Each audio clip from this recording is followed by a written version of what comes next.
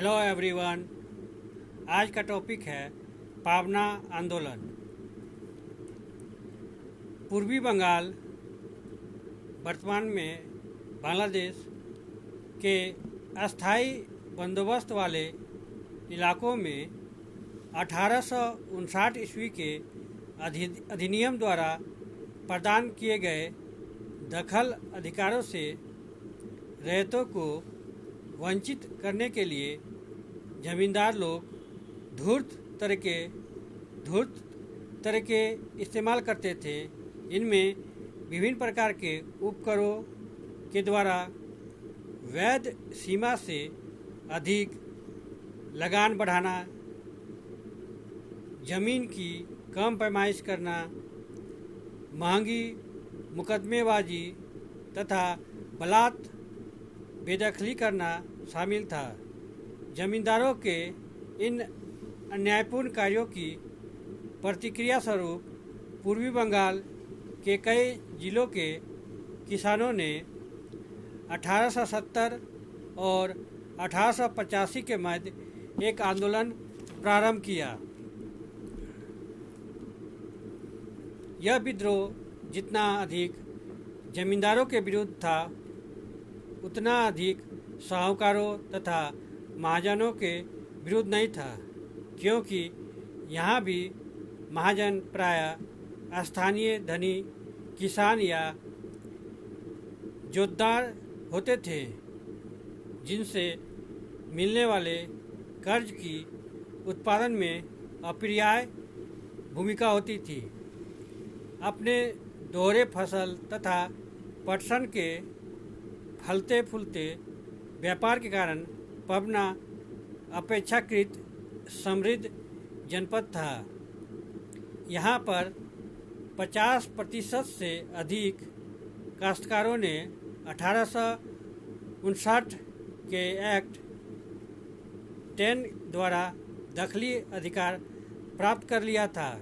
फिर भी 1793 से 1873 के मध्य जमींदारों के लगान में 7 गुना वृद्धि हो गई थी। भूस्वामियों ने अनेक प्रकार के अबाब मतलब होता है कर लगाकर पैमाइश के लिए मनमाने तौर पर छोटे मापों का प्रयोग करके तथा बल प्रयोग के माध्यम से लगान को मनमाना बढ़ाने का अभियान चला रखा था। इन सभी बातों से रैयतों को हाल में प्राप्त पट्टे की सुरक्षा पर आघात होता था।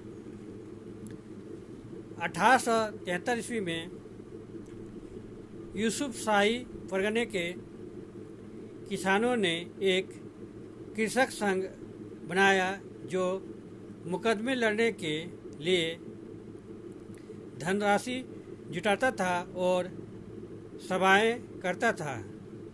कभी कभी ये संघ लगान की अदायगी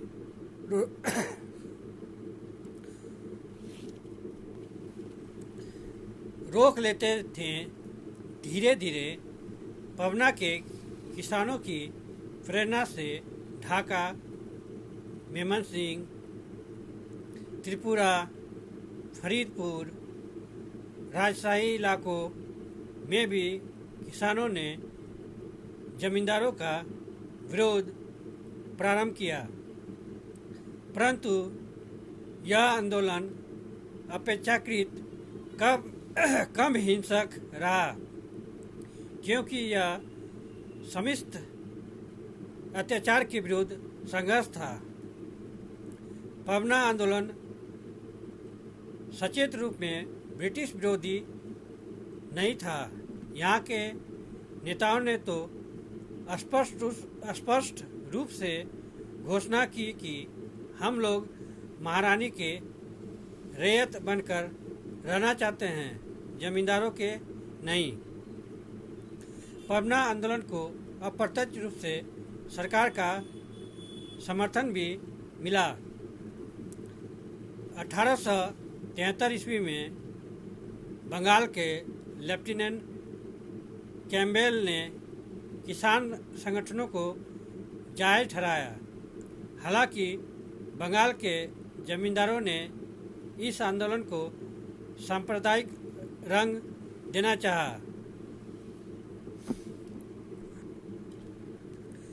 पावना विद्रोह की दो महत्वपूर्ण विशेषताएं रही।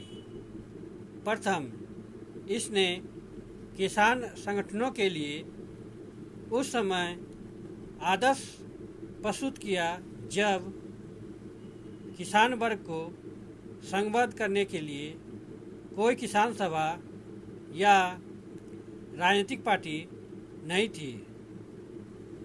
दूसरे, यह गैर सांप्रदायिक था।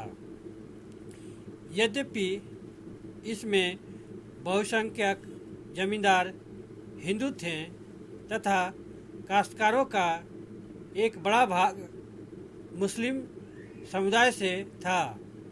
मुस्लिम काश्तकार हिंदू जमींदारों के साथ मिलकर लड़ते थे।